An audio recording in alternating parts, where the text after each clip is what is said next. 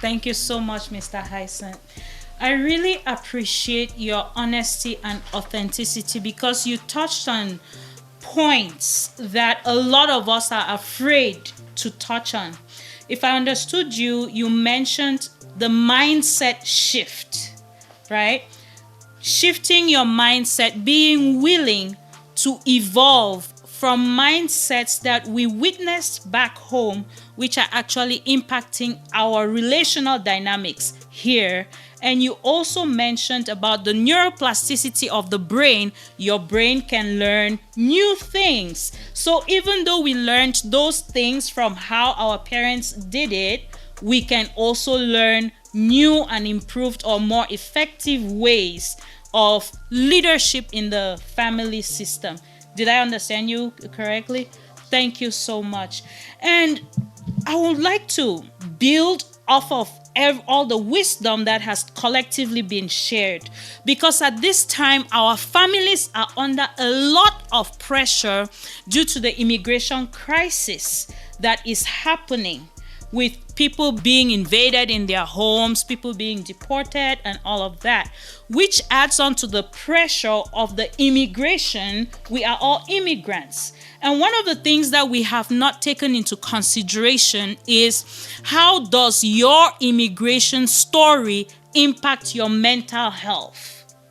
Right? What are the immigration related experiences that you have, which you might not necessarily have shared with anyone, and how are they showing up and impacting each and every one of us? So I'd just like us to go back again, right? Starting from JB, how are you dealing with the pressures of the immigration crisis so that people, our viewers watching us, can learn ideas from each other? So actually, back in 2020, that was May when George Floyd was killed. I was there. Also, I was out on. I came out on I think CNN. Yeah, and also January is it a seat? I was also downtown when Rene Good was killed. Yeah, so I also went down there and actually went to the memorial. This is taking me back to my scriptures. Proverbs chapter 22 verse 6. Teach a child how to live, so when they grow old, they shall not depart from it. So that is me transcending my knowledge about where I'm coming from. Raised back in Cameroon in the late 90s and the 2000, I actually witnessed the change of governance. Okay, where I went to school in Yaoundé 2 University, where I was being called an Anglophone. Actually, I am Jean-Baptiste, which means I'm French. Okay, but because of the fact that I only spoke English, they recognize me as someone who is not from this community. Okay, so now living in a different country, which has been existing for the past 249, this is going to be the 250 years this year in the US.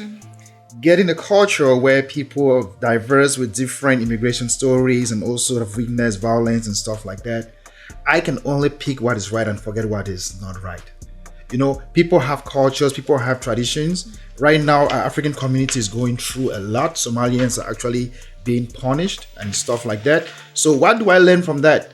I learn from what I see growing up from childhood, and now living in America with 2 boys and a wife. I have to incorporate and get the good things and forget the bad.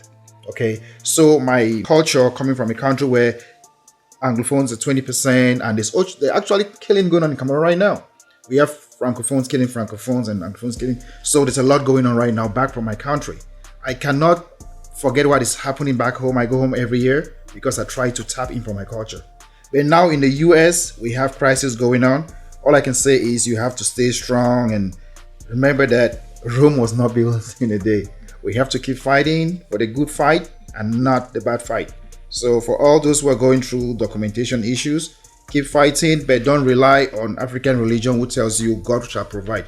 Go do the right things, and when you do the right things, the Bible is going to cover you. Thank you. Thank you, JB. The immigration unrest is not, cannot be ignored. Now, speaking as someone who is still undocumented, quote unquote, I am legally authorized to be in the US, but I don't have a green card or citizen or whatever. So I feel it, it's closer to me. It hits home closer because the fact that I've been in the US 9 years now, and to think that after 9 years, right? In a single afternoon or early morning, you can be sent back to wherever overnight just because. All right, regardless of whether or not you have legal documentation. So it is concerning. All right, it cannot be ignored, and I feel for Africans in the diaspora, who suddenly, regardless of how long they've been in the U.S., some have been here 15 years, 20 years, and in a single afternoon or on a single day, you can lose everything you've worked for. But I look at it from a different perspective, though. And this is, something comes to, it either sheds light or, adds more darkness. And to me, it sheds more light to just how unprepared most immigrants are. Because in my opinion, this just, I think Doctor mentioned that most, if I'm paraphrasing that, most Africans or immigrants in general are, reactive, not proactive. This has, opened a can of worms for most families where they're now thinking, okay, what if I'm sent back home? Or what if I'm sent back to, a different country and I have to start over? What do I have? What am I taking away? Or what can I take away? All right. And most families are now realizing that they were probably not living. They were probably just existing. That they literally have no foundation.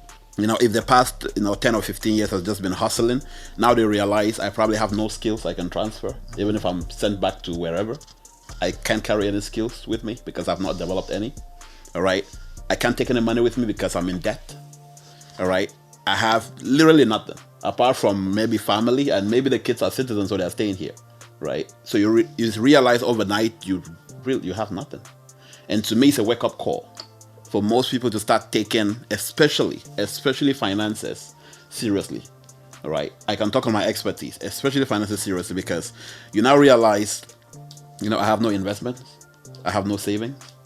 I'm literally living paycheck to paycheck. The past 10 years I've probably been working, a job that is unskilled, which means so 15 years is literally down to 0 years because, it was not, you had no foundation, so to speak. So in as much as everything else, the deportation and unrest is going on, and we sympathize with anyone who has been deported, and we're just like Jebby said, yes, we want to pray, but it comes a point where you got to take action and not just pray. All right. In as much as we want to do all that, we do want to use this opportunity. I call it an opportunity to really do a self screening and say, okay, what do I have to start doing now? That if it suddenly, we've heard of citizens being deported. True. Citizens. Yeah. Green card holders. So it's not just those who are undocumented. True. So it's for everybody to be like, okay, this is to an extent, right? Even if you're a citizen, this is not my country. True. It's not. All right. And if you wake up tomorrow and you're not in the US anymore, then what? All right. So you got to start thinking far. I was writing a quote here as MC JB was talking. It says, the illiterate of the 21st century is not someone who cannot read and write, but someone who cannot learn, unlearn, and relearn. So my plea to everyone out there is, what can you add to what you already know that can sustain you, that can stabilize you, that can build that confidence to where you're not panicking because someone is going to deport you, to where if it actually came to it, or you actually decided to move back home, you can move confidently that, I got things covered. So that's my point of view. Thank you so much. I feel so inspired listening to everybody here. Did you know we had this kind of wisdom among us if we were not engaging in conversations? So thank you so much. Dr. Oni, how are you coping with the immigration crisis going on? Thank you very much. Immigration in my field, there are different ways to define migration because people migrate for different reasons. And I migrated here for educational purposes. I came to this country from bachelor degree to PhD. I didn't do any university in my country. So my migration journey may be different, which is also the same thing for everybody. People come here as a refugee, people come here as asylum, people come here as immigrant workers, visa, and so forth. But when we come here, we now have a different title, different names, migrants. student visa, international student. All these titles are things that really bother people sometimes because you don't really have your originality anymore. Immigration has taken you to live in two worlds, world of Africa and world of America. Which one do you take? And so people are in a crossroad. We don't know which one to go sometime. Your language changes. I remember when I first came here, my roommate in the University of Wisconsin, it was in winter, I came in January, migrated as a student. The international student kept saying, it's cold here when we got the letter of admission. Well, compared to what? I didn't know what that means until I got here in January in the 80s. To be specific, 1980. I finished my PhD in 1994. Now, when I look at those things that happened that time, make me feel it's either when you come here as a migrant, either way, it really strengthens you, or sometimes it blows you up. And so, what anybody need to know now with the whatever is going on now, I usually say the weather is hot. I said the situation is hot, but I'm not talking about the weather. And a lot of time, migrant immigration issues is a public health issue. And whatever is going on, you can see how it's become public. It's a public issue. And for whatever reason, which some of us know, the economic aspect is what is bugging. I remember when I was in school, other African Americans in my classroom, they envy us because they say when you are done, you go back home. They didn't know we're going to be competing with them. And so now, the people that say, okay, I feel comfortable with you, some professor think you are here, you are immigrant, you will go back home. We end up not going home. And people kept saying, I will go someday. When is that someday? When is that time coming? So we need to live here and look at this place and see it as a place of where you are now. And a lot of time when with people struggling to still go back, I've seen some of my friends that went back and came back again. So it is important to call this place your own place now. And that way you will not do something that will be negatively impacting other people. That way you see yourself, even though you may be citizen, like Nigerians have dual citizenship. I did not want to be citizen until when I got that letter that you people in abroad, you can do dual citizenship, because I don't want to be taking visa to my country at that time. So we have really big vision to go back. But when your front going forward is not going to be impactful to what you study, you stay here and make use of it. So wherever we are, I used to be the president of Nigerians in Minnesota here, and we call it MINE, Minnesota Institute for Nigerian Development. You said, bloom where you grow. So we have accepted that. And so that does not mean we lose sight of some of the culture. There's some culture that I hold on to. There's some that I say, you know what, now that I live in two worlds, this may not be appropriate. And so people need to be able to differentiate. You don't have to lose your culture. Culture is everything. What you wear, what you eat, and all those things. I cannot lose not eating fufu. I still hold on to that.